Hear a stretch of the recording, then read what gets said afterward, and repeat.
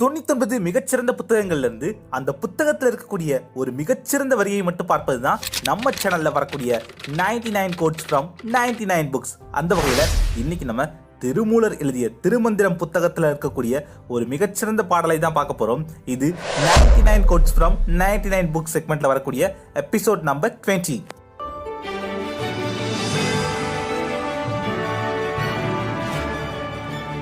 எண்ணுவதெல்லாம் உயர்வு.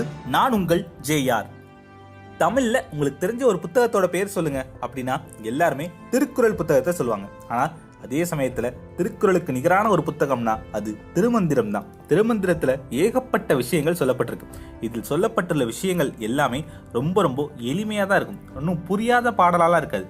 கொஞ்சம் பொறுமையா படிச்சா அந்த பாடலுடைய உள்ளர்த்தம் உங்களுக்கு இயல்பா புரிய ஆரம்பிக்கும். அதுலயும் திருவள்ளுவர் காலத்திற்கு முந்தைய காலத்திலேயே திருமந்திரம் புத்தகம் எழுதப்பட்டிருக்கலாம்னு சொல்லப்படுது.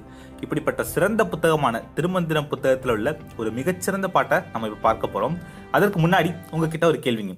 உங்களோட கடைசி வரைக்கும் வரப்போவது யார்?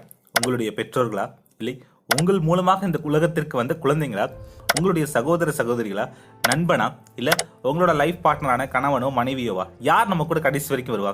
யார் அப்படின்னு உறுதியா சொல்ல முடியாது. ஆனா ஒன்னு உறுதியா சொல்ல முடியும், நம்ம கூட கடைசி வரைக்கும் வரப்போவது நம்முடைய உடல் மட்டும்தான். நம்ம உடம்பு மட்டும்தான் நம்ம கூட கடைசி வரைக்கும் வரும். அதுதான் யதார்த்தம். அதனால நம்ம உடம்ப முதல்ல நம்ம பாதுகாக்கணும். நம்ம உடம்ப நாம ஒழுங்கா பார்த்துக்கிட்டாலே வாழும் போதே சொர்க்கத்துல வாழலாம். கடவுள் வேற எங்கேயோ சொர்க்கத்துல இல்ல, நம்ம உடம்புக்குள்ளதான் கடவுள் இருக்காரு. அதைத்தான் திருமூலர் சொல்றாரு. உடம்பினை முன்னம் இழுக்கென்றிருந்தேன், உடம்பினுக்குள்ளே ஊறுபொருள் கண்டேன், உடம்புள்ளே உத்தமன் கோயில் கொண்டான் என்று உடம்பினை யானிருந்து ஓம்புகின்றேனே. இந்த உடம்பை பாவச்சுமை இழுக்கானது என நினைத்திருந்தேன். இந்த உடம்பில் பரம்பொருள் இருப்பதை அறிந்தேன்.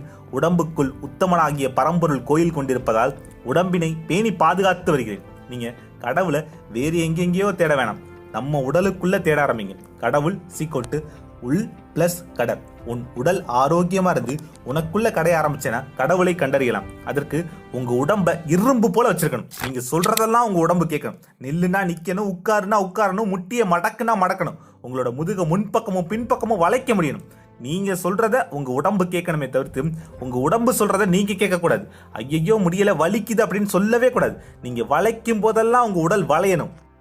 காசு பணம் வச்சிருக்கவன்லாம் பெரிய பணக்காரன் இல்ல, ஆரோக்கியத்தோட நல்ல உடலை வைத்திருக்கக்கூடியவன் தான் உண்மையிலேயே மிகப்பெரிய பணக்காரன். இந்த உடம்புல உயிர் இருக்க வரைக்கும் நீங்க ஆரோக்கியமா நடமாடிக்கிட்டே இருக்கணும். அப்படி ஆரோக்கியமான உடல் உங்ககிட்ட இருந்தாதான் உங்களை சுற்றி உள்ளவங்க கிட்ட உங்களுக்கு மரியாதை கிடைக்கும். அதற்கு ஆரோக்கியமான உணவு பழக்கமும் தொடர் உடற்பயிற்சியும் உங்ககிட்ட இருக்கணும். நல்ல எடைகளை தூக்கி உடற்பயிற்சி பண்ணுங்க. உங்களால ஓட முடிஞ்சா ஓடுங்க, குதிக்க முடிஞ்சா குதிங்க. இல்லை என்னால ஓடவும் முடியாது குதிக்கவும் முடியாதுன்னா நடக்க மட்டும்தான் முடியும்னா அப்ப நடங்க. சின்ன சின்ன யோகாசனங்களை தொடர்ந்து செய்யுங்க. முதல் நாள் செய்யும் போது கடினமா தான் இருக்கும். ஆனால் ஒரு நாள் கூட தவற விடாமல் தொடர்ந்து செய்யும் போது நீங்க சொல்றத உங்க உடம்பு கேட்க ஆரம்பிக்கும். ஒரு நாள் கூட உடற்பயிற்சியை தவற விடவே கூடாது. உங்களுக்கு எவ்வளவோ வேலைகள் இருக்கலாம், இந்த உலகமே உங்களை நம்பி இருக்கலாம், உங்க தலைக்கு மேல 100 வேலைகள் இருக்கலாம். ஆனாலும் உங்களுடைய தலையாய வேலை உங்களுடைய உடலை பாதுகாப்பது தான். உங்க உடலை பாதுகாப்பதற்கான சில உடற்பயிற்சிகளை செஞ்ச பிறகுதான் உங்களுடைய தினத்தை ஆரம்பிக்கணும்.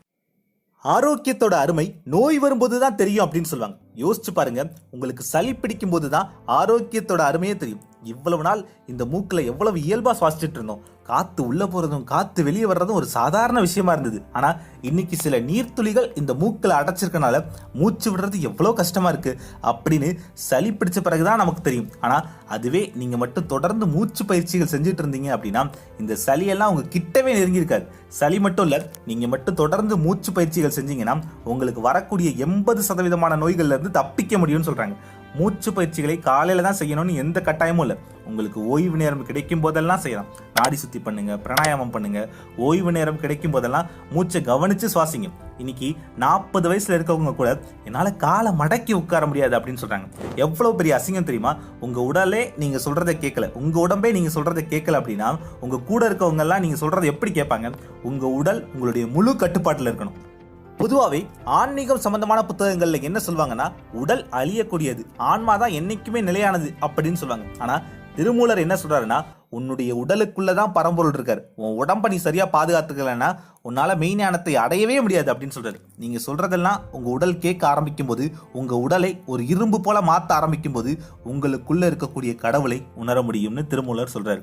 உடம்பினை முன்னம் இழுக்கென்றிருந்தேன், உடம்பினுக்குள்ளே ஊறு பொருள் கண்டேன், உடம்புள்ளே உத்தமன் கோயில் கொண்டான் என்று உடம்பினை யானிருந்து ஓம்புகின்றேனே. இது திருமந்திரம் புத்தகத்தில் உள்ள மிகச்சிறந்த பாட்டு. இது போல பல புத்தகங்கள்ல இருந்து பல நல்ல வரிகளை தெரிஞ்சுக்க நம்ம சேனல்ல வரக்கூடிய 99 கோட்ஸ் ஃப்ரம் 99 புக் செக்மெண்ட்டை தொடர்ந்து பாருங்க. இந்த செக்மெண்ட்ல இது 20வது எபிசோடு.